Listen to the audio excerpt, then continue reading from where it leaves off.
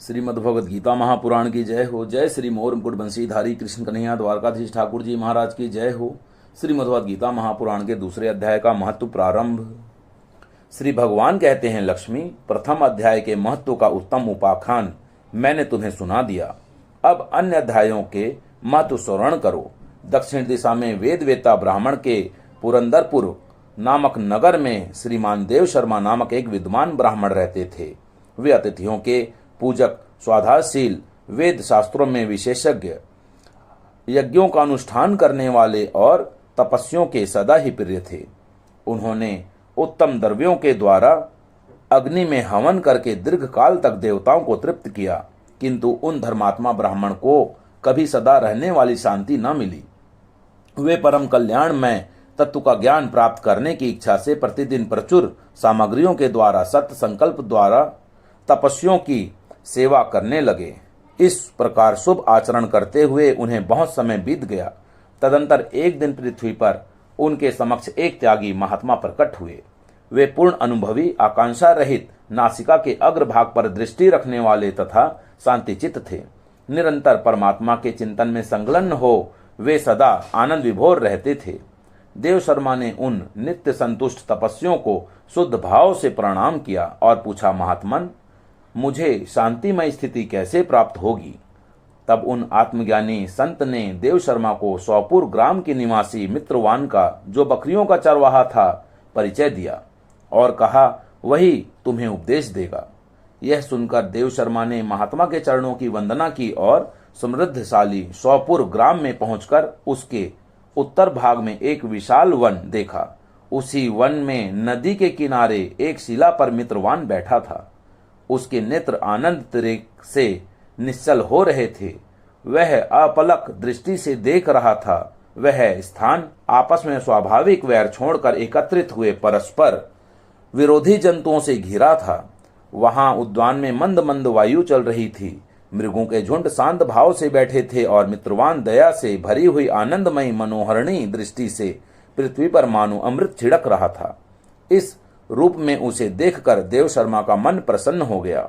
वे उत्सुक होकर बड़ी विनय के साथ मित्रवान के पास गए। मित्रवान ने भी अपने मस्तक को किंचित नवाकर देव शर्मा का साक्षात्कार किया।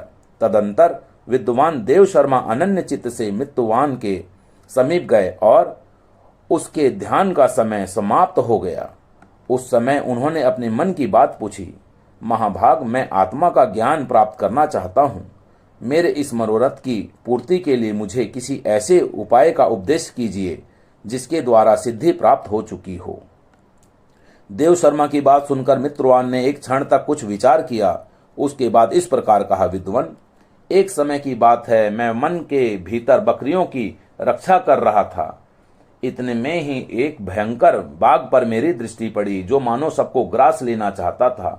मैं मृत्यु से डरता था, इसीलिए बाघ को आते देख बकरियों के झुंड को आगे करके वहां से बाघ भाग चला, किंतु एक बकरी तुरंत ही सारा भय छोड़कर नदी के किनारे उस बाघ के पास बेरोक टोक चली गई। फिर तो बाघ भी द्वेष छोड़कर चुपचाप खड़ा हो गया। उसे इस अवस्था में देखकर बकरी बोली, बाघ, तुम्हें तो अभिष्ट भोजन प्राप्त हुआ है। मेरे शरीर से मांस निकालकर प्रेम पूर्वक खाओ ना। तुम इतने देर से खड़े क्यों हो? तुम्हारे मन में मुझे खाने का विचार क्यों नहीं हो रहा है? बाघ बोला, बकरी, इस स्थान पर आते ही मेरे मन से द्वेष का भाव निकल गया, भूख प्यास भी मिट गई, इसीलिए पास आने पर भी अब मैं तुझे खाना नहीं चाहता। बाघ के यूं कहने पर बकरी बोली, न जाने मैं भी निर्भय हो गई हूं। इससे क्या कारण हो सकता है? यदि तुम जानते हो तो बताओ। यह सुनकर बाघ ने कहा, मैं भी नहीं जानता, चलो सामने खड़े हुए इन महापुरुष से पूछें। ऐसा निश्चय करके वे दोनों वहां से चल दिए। उन दोनों के स्वभाव में वह विचित्र परिवर्तन देखकर मैं बहुत विस्मय में पड़ा था।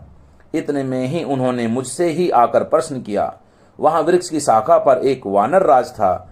उन दोनों के साथ मैंने भी वानर राज से पूछा। प्रियवर, मेरे पूछने पर वानर राज ने आदरपूर्वक कहा, अजापाल, सुनो, इस विषय में मैं तुम्हें प्राचीन वृतांत सुनाता हूँ। यह है सामने वन के भीतर जो बहुत बड़ा मंदिर है, उसकी ओर देखो। इसमें ब्रह्मा जी का स्थापित किया हुआ एक शिवलिंग है। पूर्व काल में यहाँ सुकर्मा नामक एक बुद्धिमान महात्मा रहते थे जो तपस्या में संलग्न होकर इस मंदिर में उपासना करते थे। वे वन से फूलों का संग्रह कर लाते और नदी के जल से पूजनीय भगवान शंकर को स्नान कराकर उन्हीं से उनकी पूजा किया करते थे। इस प्रकार आराधना का कार्य करते हुए सुकर्मा यहाँ निवास करते थे।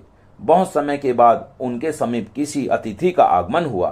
सुकर्मा ने भोजन के लिए फल लाकर अतिथियों को अर्पण किया और कहा, विद्वान, मैं केवल तत्व ज्ञान की इच्छा से भगवान शंकर की आराधना करता हूँ। आज इस आराधना का फल परिपक्व होकर मुझे मिल गया, क्योंकि इस समय आप जैसे महापुरुष ने मुझ पर अनुग्रह किया। सुकर्मा के ये मधुर वचन सुनकर तपस्या के धनी महात्मा अतिथियों को बड़ी प्रसन्नता हुई। उन्होंने एक शिलाखंड पर गीता का दूसरा अध्याय लिख दिया और ब्राह्मण को उसके पाठ एवं अभ्यास के लिए आज्ञा देते हुए कहा, ब्राह्मण, इससे तुम्हारा आत्मज्ञान संबंधी मनोरथ अपने आप सफल हो जाएगा।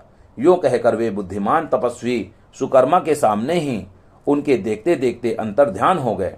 सुकर्मा विस्मित होकर उनके आदेश के अनुसार निरंतर गीता के द्वितीय अध्याय का अभ्यास करने लगे। तदंतर दीर्घ काल के पश्चात अंतकरण शुद्ध होकर उन्हें आत्मज्ञान की प्राप्ति हुई। फिर वे जहां जहां गए वहां वहां तपोवन शांत हो गया।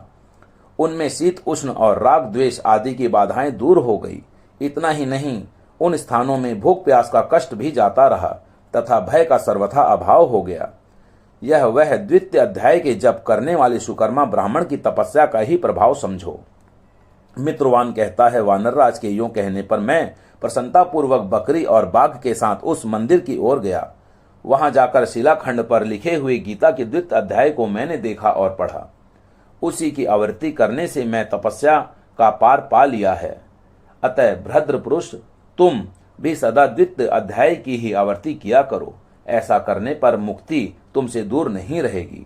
श्री भगवान कहते हैं, प्रिय मित्रवान के इस प्रकार आदेश देने पर देव शर्मा ने उनका पूजन किया और उसे प्रणाम करके पुरंदरपुर की राह ली।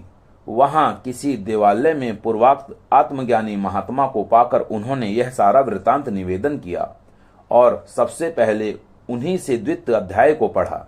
उनसे उपदेश पाकर शुद्ध अंतकरण वाले सुकर्मा प्रतिदिन बड़ी श्रद्धा के साथ द्वितीय अध्याय का पाठ करने लगे। तब से उन्होंने अनवद प्रशंसा के योग्य परम पद को प्राप्त कर लिया। लक्ष्मी यह द्वितीय अध्याय का उपाख्यान कहा गया। श्रीमद् भगवद गीता महापुराण की जय हो। श्रीमद् भगवद गीता महापुराण का